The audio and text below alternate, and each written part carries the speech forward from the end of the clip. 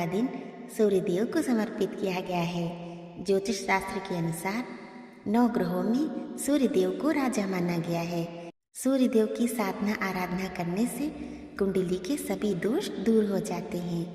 कुंडली में सूर्य यदि मजबूत अवस्था में हो तो व्यक्ति को समाज में खूब मान सम्मान और सुख समृद्धि मिलती है। आइए सुनते हैं रविवार की व्रत कथा। प्राचीन काल में एक नगर में एक वृद्धा रहती थी। वृद्धा का नियम था कि वह हर रविवार घर आंगन गोबर से लीपकर भोजन तैयार करती और सूर्यदेव को भोग लगाकर ही भोजन करती थी। ऐसा व्रत करने से वृद्धा माँ का घर अनेक प्रकार के धन धान्य से पूर्ण था। श्री हरि की कृपा से घर में किसी प्रकार का विघ्न या दुख नहीं था। सब प्रकार से घर में आनंद रहता था।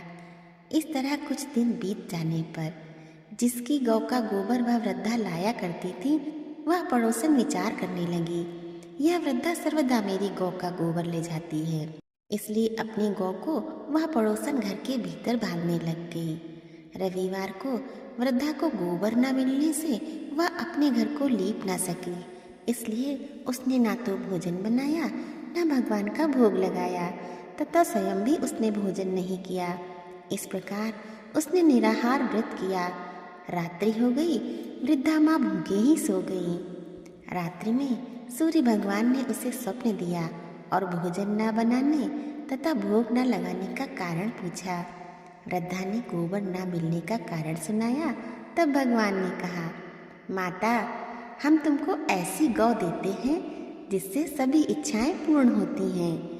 क्योंकि तुम हमेशा रविवार को गौ के गोबर से लीपकर भोजन बनाकर मेरा भोग लगाकर खुद भोजन करती हो, इससे मैं बहुत खुश होकर तुमको वरदान देता हूँ। निर्धन को धन, 5 स्त्रियों को पुत्र देकर दुखों को दूर करता हूँ तथा अंत समय में मोक्ष देता हूँ।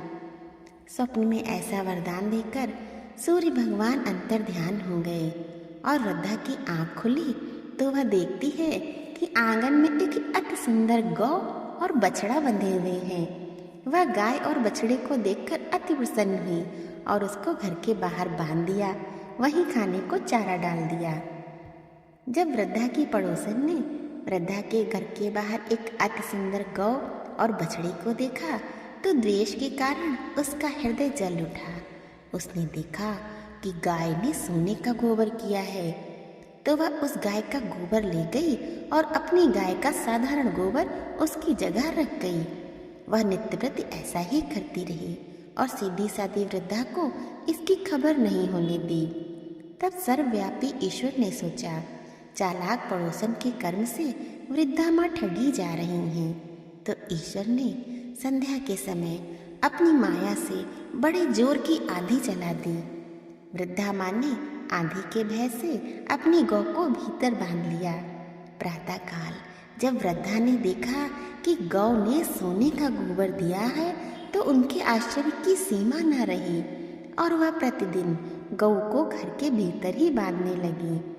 उधर ईर्ष्याल पड़ोसन ने देखा कि बुढ़िया तो गौ को घर के भीतर बांधने लगी है और उसका सोने का गोबर उठाने का दांव नहीं चल रहा है, तो वह ईर्ष्या और डाह से जल उठी और कुछ उपाय न देख पड़ोसन ने उस देश के राजा की सभा में जाकर कहा, महाराज, मेरे पड़ोस में एक वृद्धा के पास ऐसी गौ है जो आप जैसे राजाओं के ही योग्य है।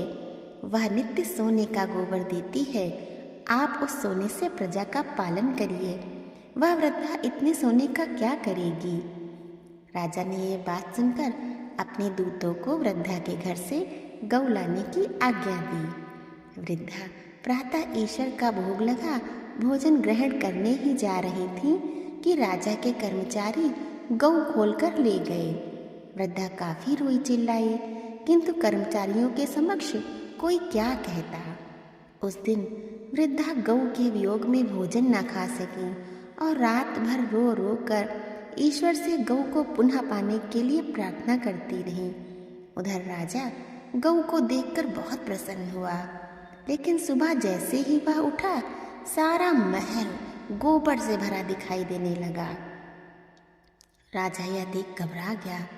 भगवान ने रात्रि में राजा को स्वप्न में कहा, हे राजा, वृद्धात्मा को गाय लौटाने में ही तेरा भला है। उसके रविवार के व्रत से प्रसन्न होकर मैंने उसे गाय दी थी। प्रातः होते ही राजा ने वृद्धा माँ को बुलाकर बहुत से धन के साथ सम्मान सहित गौ बछड़ा लौटा दिया और उसकी ईर्ष्यालु पड़ोसन को बुलाकर उचित दंड दिया। इतना करने के बाद राजा के महल से गंदगी दूर हुई। उसी दिन से राजा ने नगरवासियों को आदेश दिया कि राज्य की तथा अपनी समस्त मनोकामनाओं की पूर्ति के लिए रविवार का व्रत रखा करो। व्रत करने से नगर के लोग सुखी जीवन व्यतीत करने लगे। कोई भी बीमारी तथा प्रकृति का कोई प्रकोप उस नगर पर नहीं होता था। सारी प्रजा सुख से रहने लगी। बोलिए सूर्यदेव भगवान की जय।